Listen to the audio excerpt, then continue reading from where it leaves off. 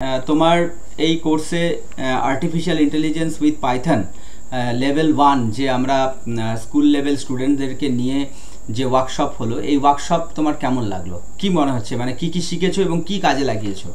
Sir, আমার এই AI এর ক্লাসটা খুব ভালো লাগলো, কারণ প্রথমে আমি এআই এবং রোবোটিক্স এর মধ্যে ডিফারেন্স জানতে পেরেছি। রাইট। এআই কে আমরা কি কি কাজে লাগিয়েছি, যেমন এগ্রিকালচার ফিল্ডে, তারপর হসপিটালসেও আমরা কিছু কিছু কাজে লাগিয়েছি। তারপর এটাকে আমি ইউজ করেছি হচ্ছে আমার স্কুল প্রজেক্টে। অনেক আমাকে ডিটেলস দেখিয়েছে। স্কুল প্রজেক্টে কিভাবে ইউজ করেছো? স্যার, স্কুল প্রজেক্টে যেমন সামার ক্যাম্পের জন্য একটা প্রজেক্ট দিয়েছিল, যে equality for boys and girls, ওইটা আমি ওখান থেকে সার্চ করে লিখেছি। তুমি গাইড নিয়েছো না পুরো টুকে দিয়েছো? না স্যার, গাইড নিয়েছি।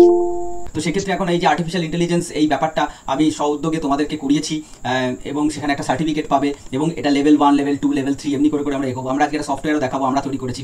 সেই জন্য প্রত্যেক ছোট স্টুডেন্টদেরকে আমাদের বলে দিতে হবে যে কখনো তোমরা কেউ একদম নয় যে পুরো ধরে টুকে দিলাম। এটা কিন্তু আর্টিফিশিয়াল ইন্টেলিজেন্স তুমি যদি এইভাবে ইউজ করো, তাহলে কিন্তু তুমি একদম আর্টিফিশিয়াল ইন্টেলিজেন্সের থেকে তুমি বাজে জিনিসটাই শিখলে, ভালো জিনিসটা শিখলে না।